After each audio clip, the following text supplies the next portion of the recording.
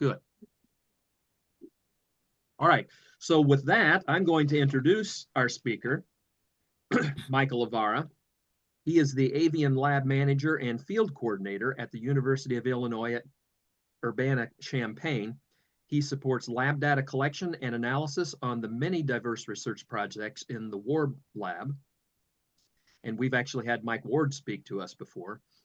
This includes managing the Illinois MODIS network of 30 telemetry towers across the state, working to restore endangered water bird colonies, conducting field surveys to quantify bird populations, and analyzing telemetry data to better understand migratory stopover behavior of Saw-Whet owls. It is my pleasure to present to you Michael Avara. Go ahead, Michael. All right, thank you, and thanks to everybody for having me this evening. And that's what I'm here to talk about is saw-whet owls, which I consider our secret winter neighbors. Without further ado, we'll get right into it. Thanks again for the introduction. It seems like every time I do one of these introduction, or I'm requested to give an introduction, it changes by the time I actually go to give the talk. And that's just the nature of my position. It's always constantly evolving and we're always taking on new projects. And so you'll see some of the things listed on here that that were already mentioned. I think we're going to be up to 41 MODIS towers probably by the time March comes. We've expanded into Wisconsin and Mexico, so things are greatly changing. I wanted to mention briefly, since I'm talking with Will County here, the fact that it was just brought to my attention today that our Black Crown Night Heron project that we do, someone noticed in the eBird records that one of the birds that we tagged at the Lincoln Park Zoo was actually found near Monee, which is kind of interesting. We thought Will County was going to be far enough away from the main colony that we wouldn't have any sightings there, but I would implore everybody, if you happen to see Black Crown Night Herons, obviously probably not this time of year, but as we go into the breeding season, if you look at the legs, if they've got a federal band on them, there's a good chance that they have an alphanumeric band on the other leg. And we would love to get that information to know where these birds might be going. Other things that we do include whippoorwill research in Florida. I'm actually leaving this Saturday to do that. Or at least I'm hoping I will. The weather looks a little interesting, so we'll see. And then we also, I'm the head for the MODIS deployment of tags on wood thrushes in Illinois. It's part of a larger project, 25 U.S. states, Canada, Mexico, Costa Rica, all that kind of stuff. We put out about 45 tags across Illinois last year, and then we're actually going to be doing 35 in Mexico here this next month. So, and the last thing I'm going to mention, again, since I'm talking with Will County, and since you're familiar with Mike Ward, Mike's been involved, both he and I were involved with some very painstaking point counts at the Joliet former National Guard site. It's in pretty rough shape for those of you that might have driven by it. Of course, there's plenty of semi-traffic and whatnot. But Yeah. what that essentially led to was a more intense effort that we're going to be undertaking as a lab this coming breeding season to a matter of doing point counts and acoustic recordings to get a better idea of how birds are utilizing the larger kind of Midewin grassland complex. So I'd encourage, if you're more interested in that, to reach out to Mike Ward in the future, and I'm sure that that'll be something of interest to the membership. This is our MODIS network. It's just constantly increasing. But we're here to talk about these guys and gals. So there are many species of owls in Illinois. I know in the prior conversation, we were just talking about a snowy owl that was found. And of course, for those that aren't as familiar with owl species, we've got local residents that are kind of here all year round, like over here on the left, the barred owl, or my personal favorite, the screech owl, or the big one in the right-hand corner here, the great horned owl. But then we also have some migratory species that are here for part of the year. So the bottom left, our short-eared owl. We've got this long-eared owl over here. Barn owls can be local residents, or some are actually migratory this time of year, coming down from higher latitudes. And of course, the star of today's show, the Saw-Whet owl. So, what makes the Saw-Whet owl so special for those of you that aren't familiar? It's a very small owl, about the size of your fist. It's the smallest owl in Illinois. And you can see, because I didn't have those pictures on the last slide to scale, you can kind of see how small these guys actually are compared to some of these much larger owls. And I make a point of this so that people can kind of realize that it's an owl eat owl kind of world out there. Um, it wouldn't be anything for a barred owl to pick off a saw-whet owl and consider it dinner. And it's just to again communicate the whole concept that when saw-whets come down here in the winter, they kind of have a little bit of a landscape of fear that they're just trying to keep a low profile so that they don't become somebody else's dinner. But at the same time, they are predatory, and uh, it always impresses me that when I think about it, the fact that their primary prey is basically comes down to two species: white-footed mice and prairie voles. And both of those species are pretty large compared to the saw-whet owl. I mean, the average saw-whet owl is about 90 grams. It can be as males sometimes get down to about uh, 65, 70 grams, and the females can get up to about 120 grams. I think our heaviest one was 130 grams. All that's to say, their prey is like 30 grams. So, I mean, to take out something that large relative to their body size is really quite impressive. And many people will ask me, well, how on earth do they eat those? And it's interesting. Oftentimes, what they'll do when they catch a vole or a mouse is they'll only be able to eat half of it in a sitting. And they'll have kind of like a take home sack that they can just sit there at their roost and they'll finish the rest later. Saw-whet owls are cavity nesters like many other owls. And this is why in their breeding range, oftentimes people, for conservation reasons or sometimes just for interest, will try to put out a box. And saw-whet owls have been known to use bird boxes to actually nest. Um, Another aspect that makes saw-whets special is the fact that they're migratory. So you heard me mentioning on the previous slides that some owls are migratory and some are not. Um, so they'll breed in the boreal forests. I always think it's interesting when I look at this map that it shows the northeastern corner of Illinois in that purple year-round range. I think maybe historically that might have been the case, but it's been a long time since we've had any, certainly not in my lifetime, any reports of a breeding saw-whet owl in Illinois. However, that is quite common in Wisconsin. I'll talk more about that later. And then you'll notice that the shades of blue show where they can be found during their non-breeding season, which is now, and sometimes even as far south as the Gulf states they can be found. There's a lot of question about migratory behavior, if it's a true migrant, if it's a long distance migrant, a short distance migrant, if it's nomadism, kind of like what snowy owls do, or if it's like a semi-nomadism. And again, I'll talk more about that and kind of our research interests and attempts to get at that. There is a difference in migration when it comes to males and females. We run a banding station and we find that 80% of the birds that we capture in central Illinois are female, interestingly enough. And again, I'll talk more about that later. And another aspect that's really interesting about saw-whets is they're thought to have what we would consider an eruptive cycle. Some of you might be familiar with the eruptive cycles of northern finches. In this case, they think the saw-whet owls, the cycle is roughly every 4 years, but it seems like that cycle has been more pronounced in some aspects than in other times. So sometimes there's a really big defined boom year where you see a bunch of saw-whets coming down, and then the next year there's hardly any. But then, like I said, in recent decades, that seems like it's a little bit more of a messy pattern.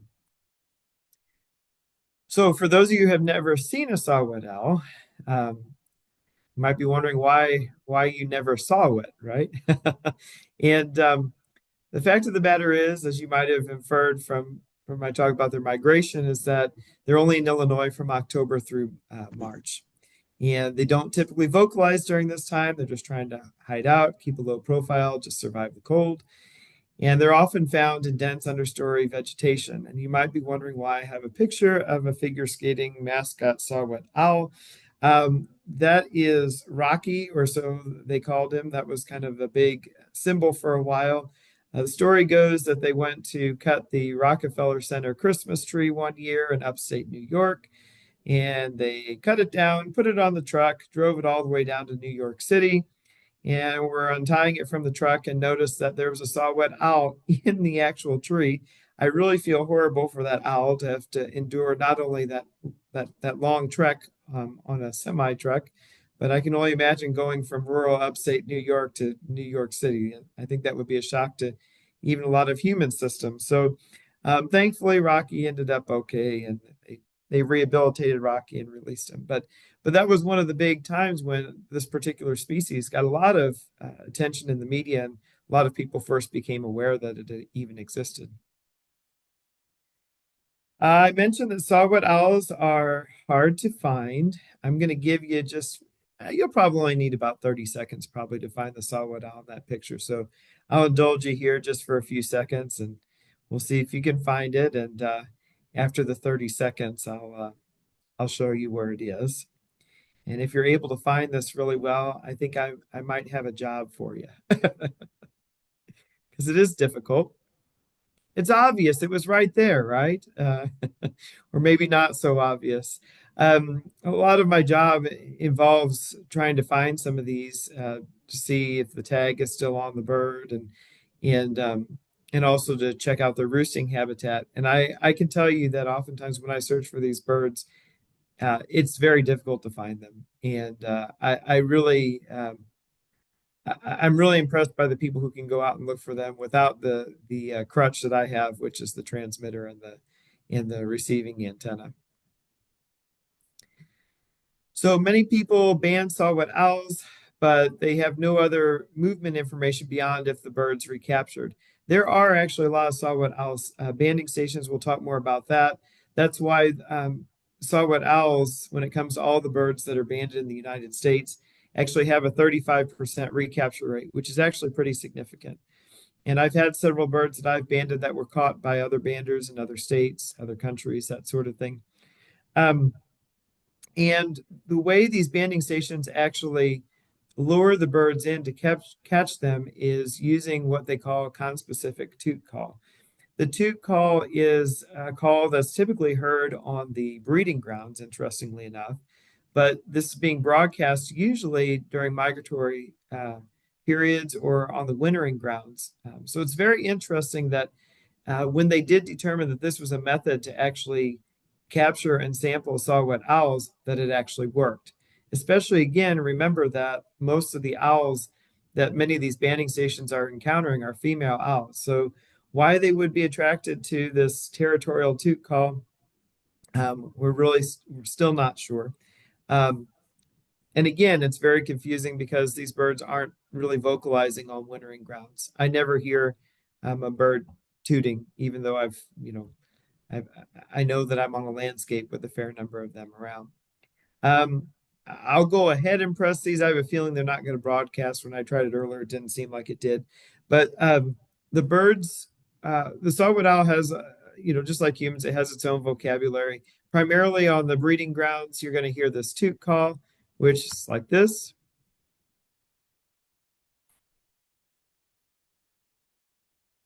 And if you can't hear that, my lab technician says that I'm very good at imitating it. It sounds something like this. They say, how do you get so good at imitating it? I go, I hear it a lot when we're trying to catch these birds. The secondary call that they have is kind of what they call a whine call.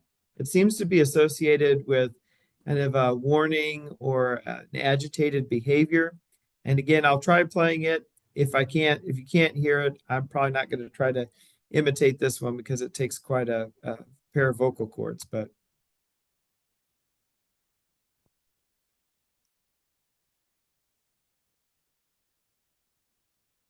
so again, if you can't hear it, it's kind of like it almost sounds like a cat, like screaming. And then the last one is kind of this Casue call.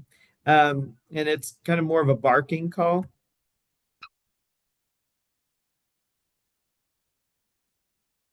And again, if you couldn't hear that, it's kind of like a cue, cue, cue kind of noise. Um, some of my lab technicians have thought it sounded kind of like a little laser gun or something. Okay. Whoops, there we go. So Project Owlnet kind of was a collaboration that came from this discovery that this lure could be used to actually bring saw-whets into nets so that people could capture them, so they could ban them, so that you could better understand what trends and patterns might be going on with saw-whet populations across the United States. So that began in the 90s, founded by Dave Brinker and Scott Weidensaw. It has grown to a collaboration of over 100 banding stations across the United States and Canada. I operate two of them down where we're at. It kind of gives us a standardized protocol for capturing and banding saw-whet owls so that, kind of leading into the last point there, it gives an opportunity to work toward common research questions because you end up with a much larger data set and a controlled collection system. So there's Scott right there, and there's Dave. That's Jeff, me, of course, Ann, and Mitchell, and Andy, and Marion, and the eight of us are actually the members of a working group that actually lead Project Owlnet. This is kind of a distribution of the stations across the United States. So for all of this effort, what are we interested in researching? Specifically, what we've been looking at in Champaign is what factors are impacting the activity patterns of saw-whet owls during stopover in winter, given that that's what they're doing, or that's when they're in our area. They're just either stopping by as they're going further south or they're staying for the whole winter. We're looking at what response saw-whets have to conspecific vocalizations in winter. So we're trying to get an idea of, okay, well, it seems like they get drawn into this tube call, but when they are drawn in, are they making other vocalizations, or is there some other type of vocalization that they're using that maybe in hopes that maybe we would be able to go to a much less intrusive, more passive way of actually monitoring populations? And then finally, what's the mechanism that results in more female captures than male captures at lower latitudes in the winter? So the way we study saw-whet owls is we tag the saw-whet owls using Project Owlnet protocols. We begin our banding efforts in mid-October and continue through the beginning of December. Our peak is typically right around the beginning of November, first week of November. We set up 5 arrays of 3 mist nets each with territorial callback equipment.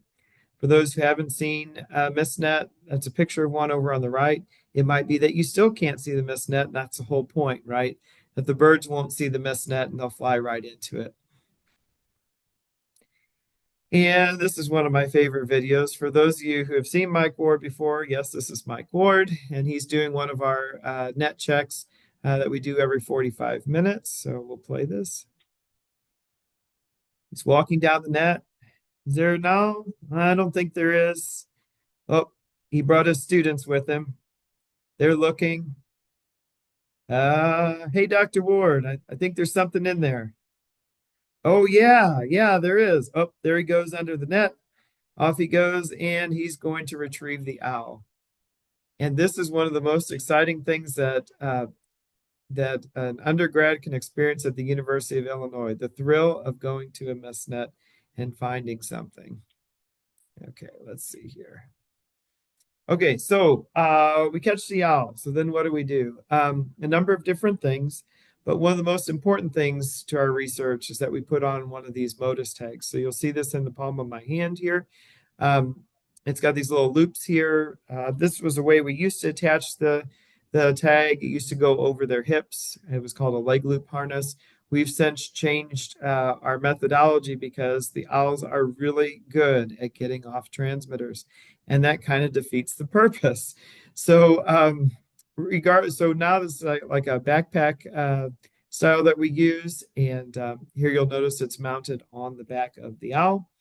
And then here's a picture of an owl, and you'll notice there's a very straight looking stick. This is the antenna sticking out below that's transmitting a signal every 12 to 14 seconds for the length of the transmitter which is approximately 2 years of battery life.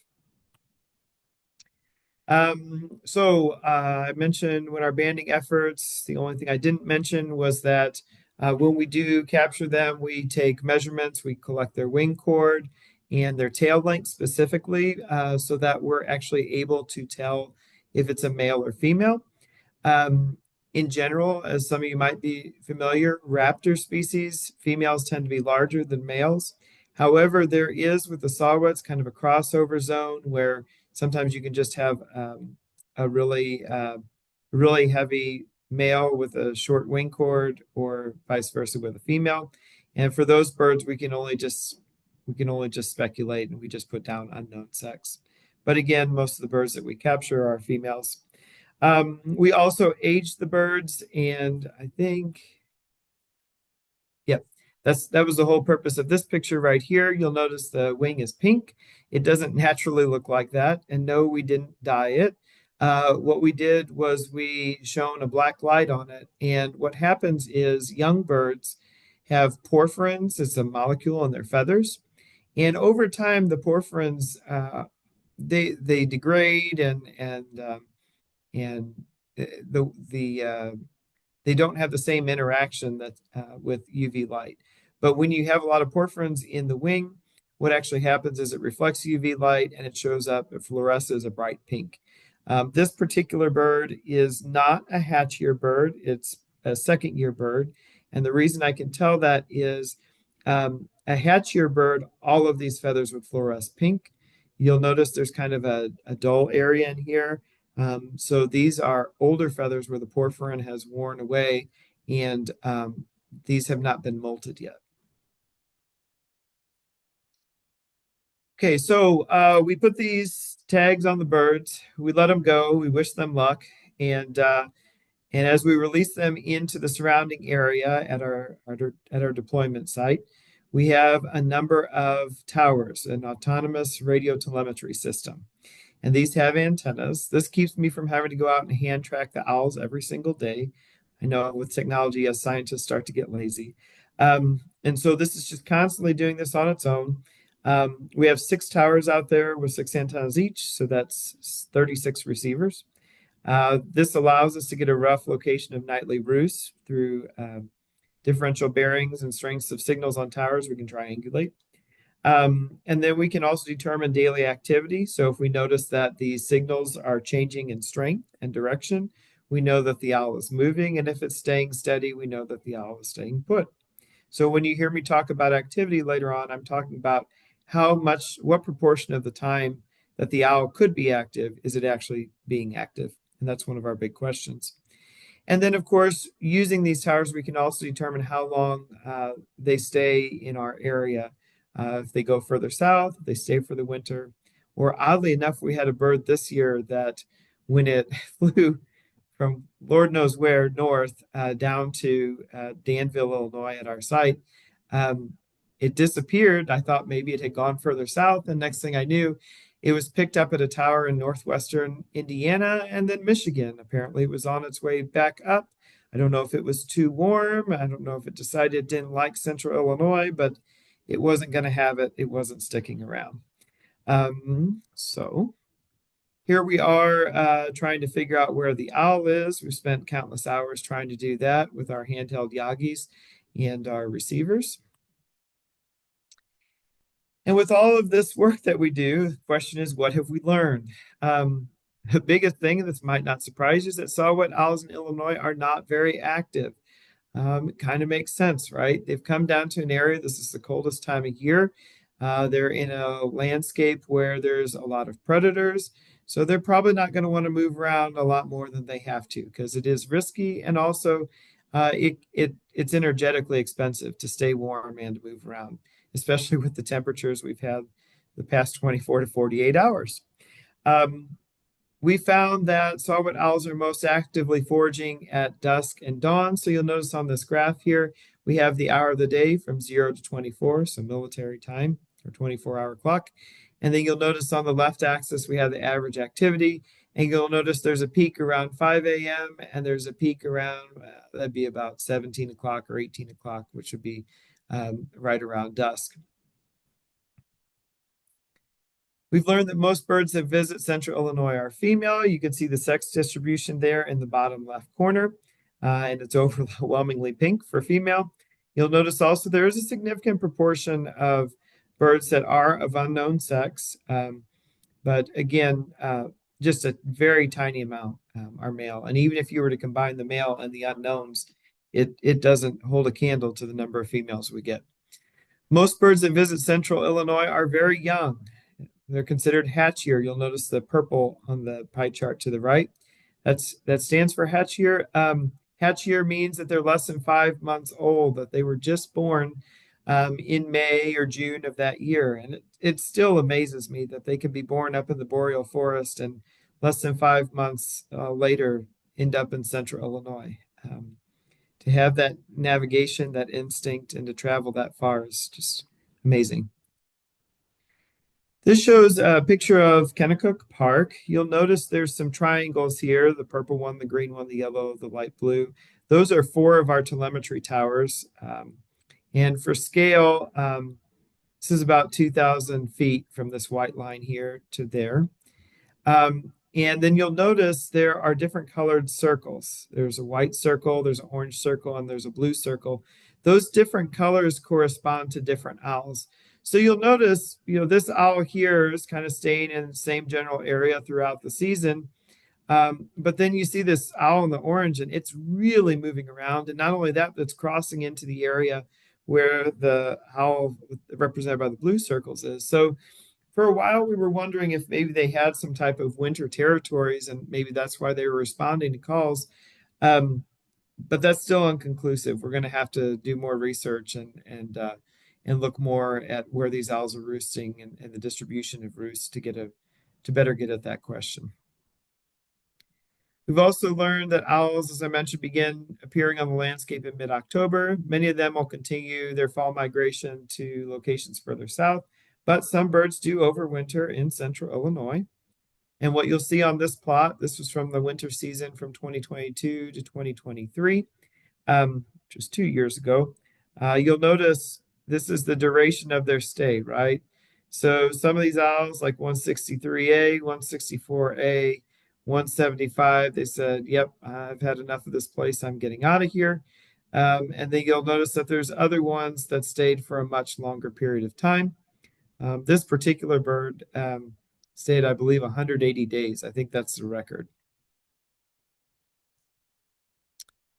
We've learned that owls are most active on mild, dark, calm nights with little or no precipitation. We hypothesize that a lot of that is because, one, if it's dark, it's easier to avoid predators, but also it's very possible that they're cueing in on the fact that rodents tend to be more active on dark nights. Calmer nights, because it's easier, they're an auditory predator, so they use their acoustic cues to catch their prey. Mild, so that it's not so energetically difficult for them. Like again, on a night like tonight, it'd be pretty cold and difficult, I think, to hunt. Owls become less active as the winter progresses. We've got a number of hypotheses for that. One of the leading ones is that it's just getting colder, and again, the owls are wanting to stay still so they can conserve their energy and use it to actually stay warm. We haven't had enough owls to really try to get at if they become more active as the spring goes on. I venture a guess that's probably the case, and it'd be interesting to see when that inflection point is. And I think we'll have a lot of opportunity to see that this year, because we actually have, I think, 15 of the 20 owls that we captured this season actually are still at Kennecott County Park, which is really cool. So we hope they'll stay and we can get lots of data. We've also learned, for those of you wondering how you find a Saw-Whet owl, it's hard for me to give too many hints because I struggle myself some days with a handheld Yagi, but I will tell you this, that if you've heard the ancient wisdom that these owls tend to be found on south-facing slopes of ravines or bluffs, I would concur with that. Not every owl is like that. Not every place has south-facing slopes of ravines or bluffs, and I'm sure in those cases the owls have to improvise. The reason I showed this particular picture is because this is the Middle Fork River in central Illinois. Goes along Kennecott County Park. our deployment site. And I got to the edge of where the river was, and the river is maybe about 5 to 10 feet, in the center there. It's on a cold day in the winter. That's not something exactly that you want to wade through, especially if you don't have weatherproof or waterproof clothes. And my signal was pointing this direction. So I couldn't quite tell if it was on the inside of this horseshoe bend or if it was straight ahead or if it was up off to the left because sometimes the signal bounces. I ended up, I almost regret that I did because it was quite the trek, going all the way up this steep bluff. I would say it was probably about 100 feet of slippery, rocky kind of soil talus and had to go all the way around and found that the owl was actually on the edge of this cliff in the cedar tree, which was just bizarre.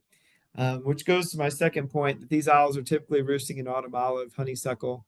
I do notice that they tend to roost in those invasive species early in the season, and then once the leaves fall, they tend to be found more in the pines and cedars. But just last week, I found one in honeysuckle and autumn olive. So, because if any of you have ever gotten caught in a tangle of autumn olive or honeysuckle or even buckthorn, you know that it's pretty impenetrable. And if you're trying to hide from somebody, that's a pretty safe place. It's going to take somebody a lot of ambition to get in there to find you. We've learned that owls respond to playback, but they tend to do so at dusk or when it's dark outside, not during the day, and typically not in the middle of the night. At this point in the presentation, I always kind of like to remind people of the ethics of playback. We try, even though we're studying owl responses to playback, we're playing it sparingly because we know that this can cause it does cause the owls to respond. And if the owl otherwise was not going to move, we really don't want the owl to move around. We don't want it to get agitated. We don't want it to get stressed. We don't want to draw the attraction of predators. So I encourage people, if they actually do go out to look for saw-whets, that if they do use playback, they use it sparingly, out of interest and in the ethics of what birders should be using. Birds tend to respond more to toot calls, although we're testing right now to see if they're responding to the agitated whine call and the cassue as well. Owls are following interesting migration pathways. That's the beauty of MODIS. Basically, if there's a tower anywhere near where this bird's flying, it has a possibility of being detected, which then starts to fill in some of the missing blanks with regard to the migratory routes that these birds are taking. Some seem to migrate from Champaign up along the east shore of Lake Michigan through the state of Michigan. Some seem to migrate along the west shore of Lake Michigan. Some of you might have seen there was a blog recently where one of the owls that I tagged was actually detected at Big Marsh, and they were really excited about that. Some will migrate one path one year and then a totally different path another year. The anecdote I like to give for that one is, as I mentioned before, the owls that we've banded have been recaptured by other people at other banding stations. We also have recaptured owls from other banding stations, and we expect typically to get owls from Wisconsin, Michigan, because they're just right upstream from us. But we got one from Pennsylvania one year, which was really bizarre. And it would seem that what the owl did, I mean, even though maybe the quicker route would have been just an east to west migration, we know that in general, a lot of birds are migrating north and south.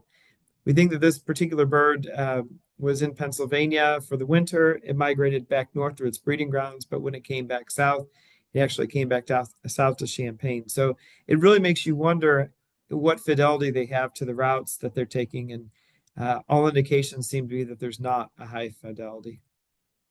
So here you'll notice these are kind of the encounters that we've had from owls that were banded at other stations. That's the incoming arrow. And then the outgoing arrow is a bird that I banded that was captured at another location. I joke that the people who were up here at Whitefish Point that we trade birds every now and then, right? Almost gives credence to the whole Harry Potter owls as mail carriers. And then these are some individual spring migration paths, the Saw-Whet owl. So here's 4 paths. We had one. This is the star owl right here. I wish all of them were like this. This particular owl, I thought that the tag had fallen off or this owl had gone south, and I just happened on the night of March 28th to go out there, and I was in a random ravine, and I picked up the signal of the bird, and I spotted the bird, and I thought, wow, this is amazing. It's just the bird was hiding just outside of the pattern of the towers. Well, unbeknownst to me, that night she decided to go, and she flew all the way up to Detroit in one night, and actually stayed just outside of Detroit. There was a Motus tower here, thankfully, and it tracked her movement. She stayed here for about a week, and then after that, she started heading up this direction into Ontario. Now, I had been following this, and I was actually hoping she would go this route because in this little peninsula right here, there are over 100 Motus towers. So I knew if she headed through this area, she was going to get picked up, and indeed she did. Right here, here, here, and here. And then after that, we lost her, unfortunately, because when you get north of the Great Lakes, as you can imagine, the number of Motus towers diminishes significantly, which is unfortunate because this is where their breeding habitat is.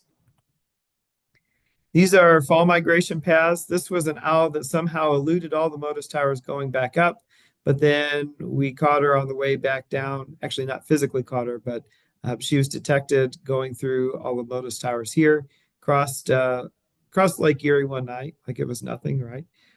Which is interesting. And then here's a couple others. This one went southeast into Indiana.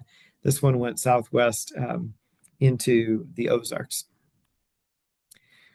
So this year we deployed 47 tags on Saw-Whet owls. This was a record for us, and we actually did it at 4 different locations, which also was a record for us. We were thankful to have a lot of collaborators this year. We put on 8 tags at Cedar Grove Ornithological Research Station near Milwaukee or north of Milwaukee. Sam Bluff Bird Observatory put 9 out over by Rockford, Illinois. Kennecook, we put out 23 down here by Danville, Illinois, and then 7 at Allerton Park, which is over by Monticello, Illinois. I also left out, typo on my part, that we put out 1 at Jubilee Farms over by Springfield. Part of the reason for that was we wanted to see, now that we've got 3 lines of Motus stations across central Illinois, a line across southern, central, and northern Illinois. We wanted to better track that migration and actually tag birds in different parts of the state to see if they were following similar paths and if they were actually doing the same departure behavior. It's very interesting to know that at Cedar Grove, there's still a bird hanging around within the antenna array, and then also at Sam Bluff, there's a bird hanging around. I think somebody's going out. I sent a handheld Yagi and a receiver in the mail the other day. Somebody's going to go out and see if they can find that this next week or so. Hopefully when the weather's a little bit warmer or milder.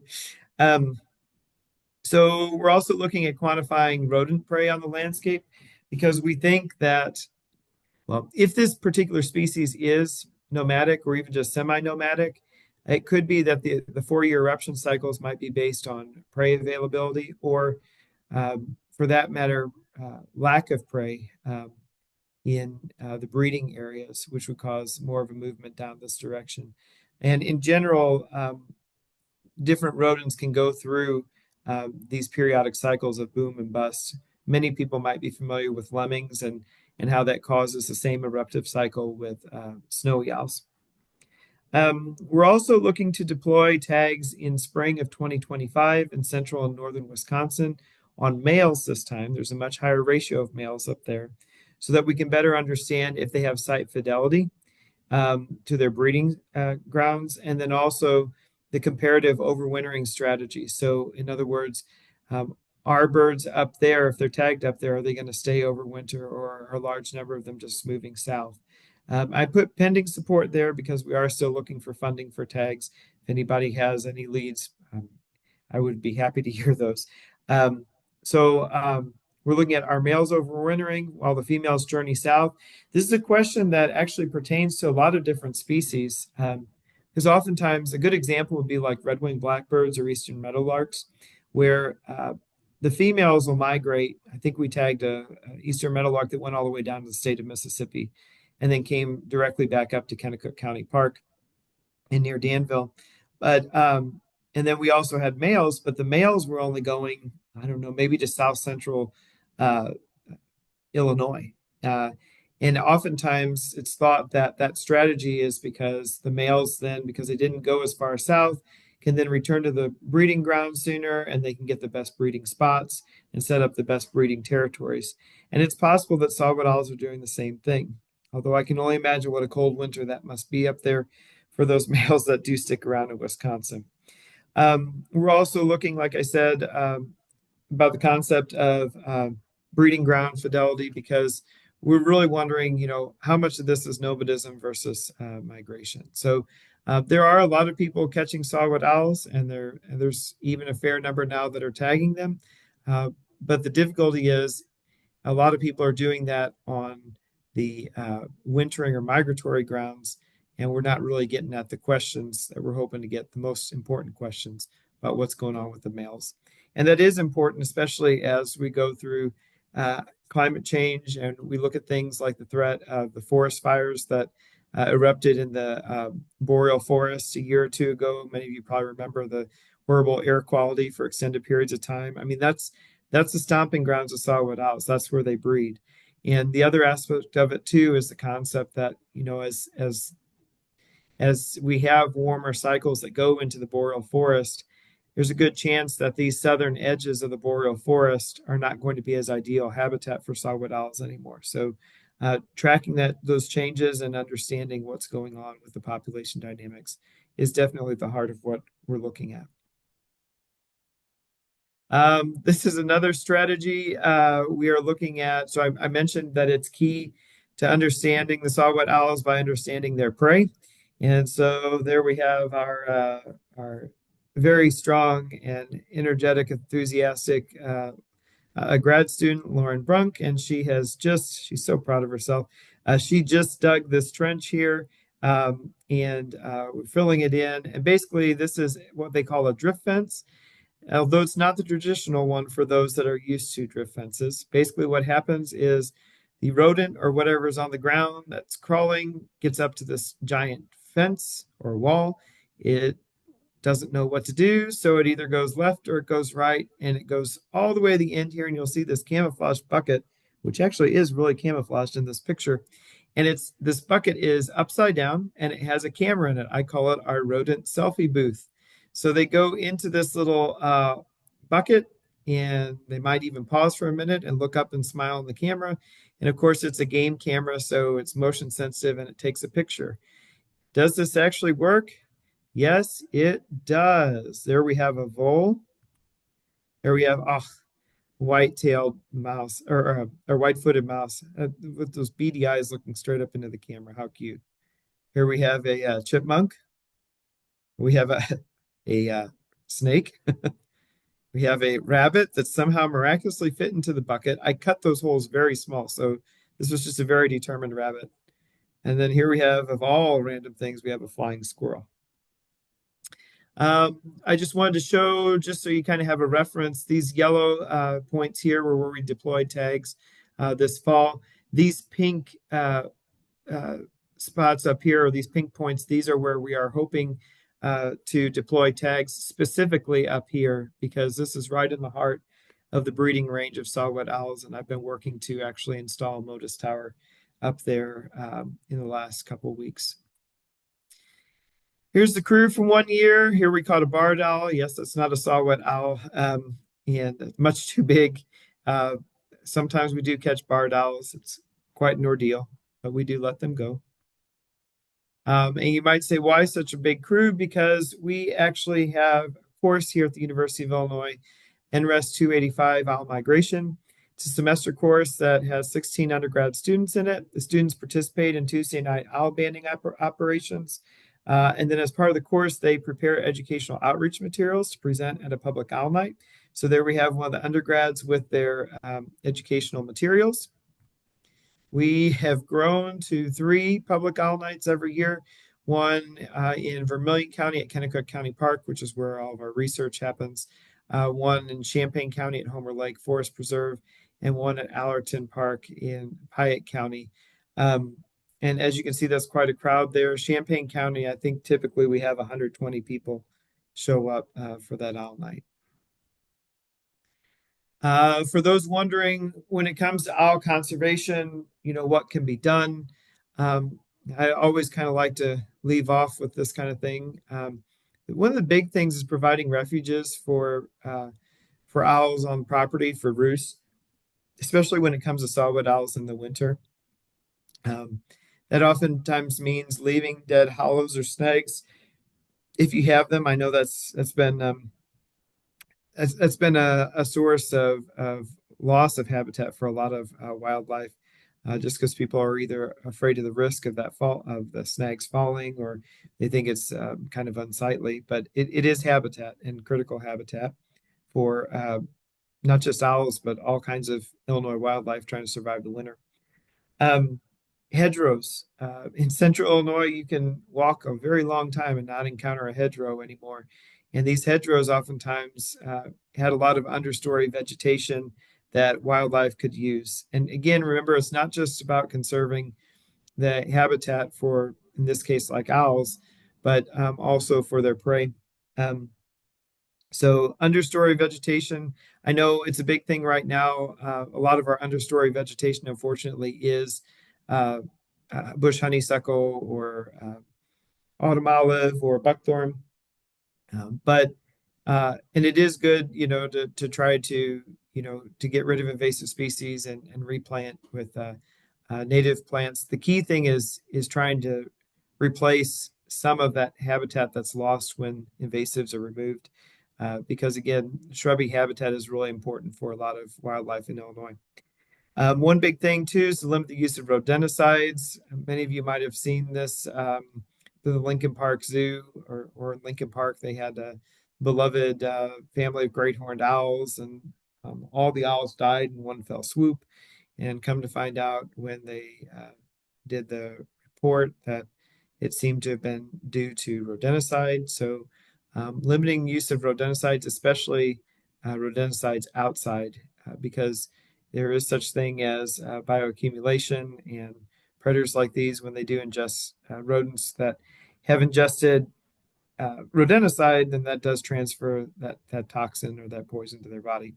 And then finally, because we're talking about migratory owls, and just for migratory birds in general, it's a good idea um, to put out lights at night during spring and fall migration, because we have found that lights at night, artificial light at night specifically, can disorient migrating birds on their journey. So now that you think you saw it all, I think that's only my second pun tonight, so I spared you a lot.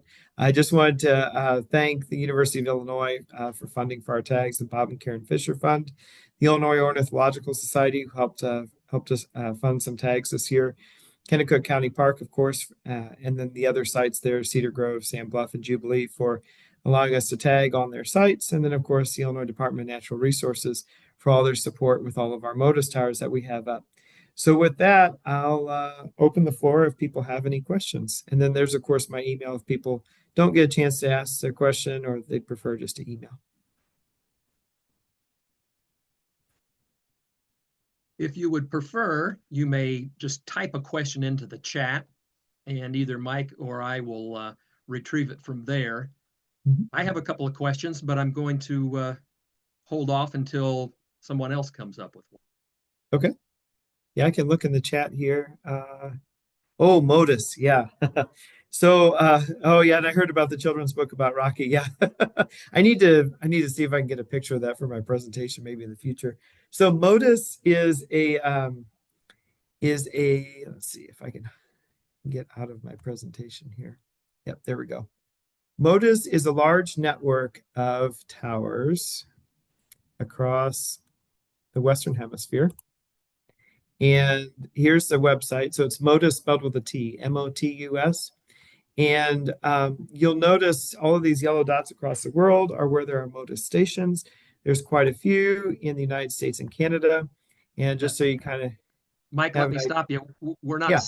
We're not seeing what you're referring to. Oh, I'm glad you said something. Let me go to, I bet it's because I'm on the wrong screen. I'm going to stop sharing and then I'm going to share again. There we go. How about now? There we go. Okay, yep. So this is the Modus website. I'll scroll up so you can kind of see. Yep. So it's Modus with a T. And this is all public access, so you can feel free to go on here and explore sometime. So you'll notice as we zoom in, this is kind of all those towers I was talking about in Ontario.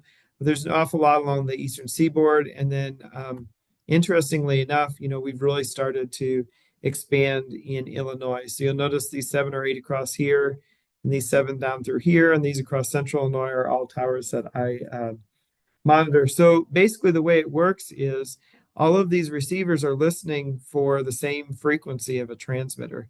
So if a bird flies through here and it flies close enough to the tower, it'll actually be detected as it flies by. So it allows researchers from across the country and even across, the Western Hemisphere to actually be able to utilize the same resource, the same system. Because if this is just one researcher, it'd be way too much money and too difficult to actually undertake making a system like this. So I'm kind of the de facto coordinator for Illinois, and you'll notice up here in the boreal forest where the Saw-Whet owls breed, there's not really any towers. We're hoping to put one or two right up in here in the Schwamigan Nicolet National Forest in the spring.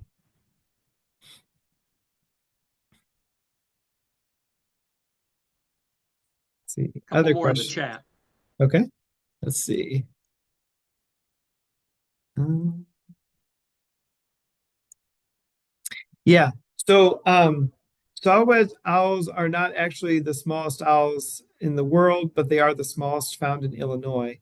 And then the term conspecific means that basically it's cues that birds of the same species can pick up on. So sometimes we use the word conspecific to say, like with our black crowned night heron research, we're using what we call conspecific cues to attract the bird. So we're putting out decoys, which is a visual conspecific cue, and we're broadcasting black crowned night heron calls, so that that's an audio conspecific cue to bring or to communicate or to bring birds of the same species together.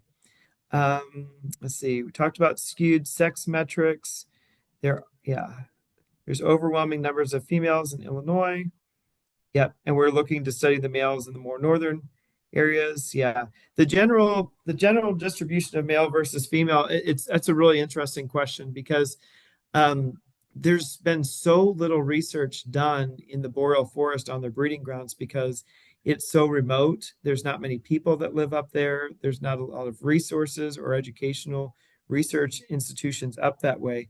There are a few papers that have indicated that sometimes in some areas there are males that actually uh, basically mate with multiple females at different nests over a large area. And I would guess in that particular case, the male probably isn't provisioning the food as well. Whereas other times it's more of a 1-to-1 ratio when they go to raise young, where both the male and the female bring food to the young as they get older. But the interesting thing, there was a paper out that they showed that when it comes to migration, as you go further south from the breeding ground, of course, that sex ratio gets more and more and more skewed. So if you extrapolate that back the other way, as you go further north, it becomes more closer to a 50-50. Let's see. When it comes to wing chord and tail length, I think I might have spoken too fast and got those two mixed up. But the wing chord is basically you're looking at how long the wing is from the leading edge to the tip of the tail. And then tail length, of course, you're just using a ruler to go from the tip of the tail up to where the cloaca is. And those are, again, important measurements to be able to sex the birds. People are asking, how's the saw-whet owl population doing? And that's another really interesting question because, again, without having a whole lot of data on the breeding grounds, it's really difficult to get at that. In Wisconsin, they do run breeding bird surveys, and they do that. Birds Canada does as well. But there's large areas, as you can imagine, these are just small, just samples here or there. and mainly you're getting at birds that are tooting territorially on their breeding grounds. It's hard to get at it down here because you've got eruption years and then you have the years in between eruption years. The general consensus, I think, right now, prior to the 90s when we had this whole audio lure figured out, I think many people thought they didn't even exist in the United States. Um, and then all of a sudden now you start using this audio lure to bring the birds into nets, and you're finding there's a lot of birds on the landscape, and we just didn't realize they were there. They're secretive, kind of going back to the title of my talk. So, in general, we think they're doing well right now. But again, it's difficult because some of the same metrics that we use for other breeding birds to measure how large their population is and the patterns, the ebbs and the flows, it's harder to do that on the secretive nocturnal migrant. This is a question I get a lot. The range of a Motus tower. Um, it it the quick answer is it depends, and it depends on a lot of things. It depends on how sensitive the antennas are. It depends on how tall the tower is. It depends on if the tower is placed in a valley versus on a uh, high point relative to the surrounding area. It depends on how high the bird is flying. In general, what I do when we site our towers across Illinois, I try to locate them because I'm greedy. I want as big of a detection radius as possible, so I don't have to put up more towers and try to find more money to do so. We try to put them at least 40 to 50 feet up, the antennas. We try to put them on areas that are higher than the surrounding area. Um, and uh, and we actually make our own antennas and have tested those. I have spaced out the towers between Chicago and Dubuque about every 10 to 15 miles. And I found that there were some Juncos that were flying through the Chicago area, and they were actually picked up on two of the adjacent towers at the same time. So at least I can say that it seems like that's probably a pretty good fence of towers across there. And it seems like in that case, those towers probably have a range of 10 to 15 miles. Is there a way to set up a citizen science open source receiver that can help with saturation for more accurate data? Um, on the Modus website, there actually is information on how you can actually build your own receiver. A lot of people are using, and I'm not going to get too much in the technical stuff, but a lot of people are using what they call, well, they use the components to make something called a sensor gnome, which is the receiver. But they're based on Raspberry Pi uh, units or BeagleBone microprocessors. Is there any evidence of Saw-Whet owls using roosting boxes in winter? I have not encountered any up to this point, but it could just be that hasn't reached my ears yet. It would make sense that they would. The only tricky thing down here, and you're probably aware of this, is the fact that uh, roosting boxes or owl boxes can be used by a bunch of things, namely squirrels, right? But also screech owls, and screech owls will kick saw-whets out. Um, so yeah, possible, but I haven't seen evidence of it yet. And then I mentioned owls are affected by rodenticides, and see, heard of this as a problem with resident owls. Is this also an issue for saw-whet owls? And yes, it would be. Basically, you're looking at anything that would eat a rodenticide. So if you remember, the two main species are prairie voles and white-footed mice. So if you've got a house, where these species are nearby and you've got a saw-whet hanging out, it's probably going to at some point cross paths with those rodents and it will consume them. And in such a case, it would actually ingest the poison. So yeah, rodenticides, they're effective at controlling rodent populations, but unfortunately, there's some collateral damage there. So I think I might have made it through the chat. Any other questions I might have skipped over? And if not, you can always email me too.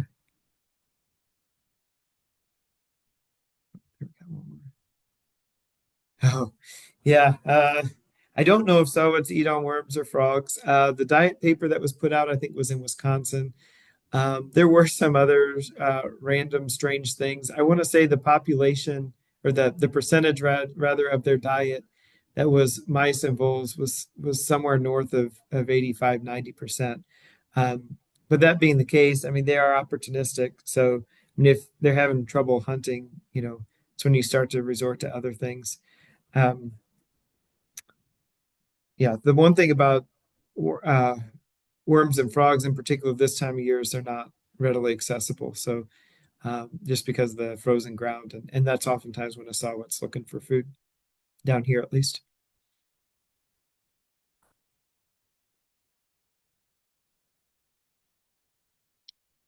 All right.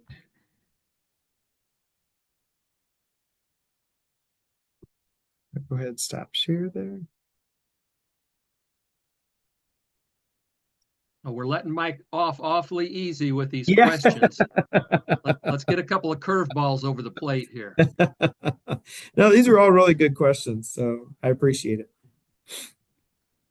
Well, we certainly appreciate it too, Mike. Very happy to have had you, and this was a fascinating program. Great. Well, thanks for having me, and yeah, hope everybody stays warm, and we might see you around. Okay. All right. Well, thank you very much. I will give you a post-action email here very soon because I have a couple of other more wide-ranging questions for you. Okay. But for now, thank you very much on behalf of myself and Will County Audubon. All right, great. Thanks.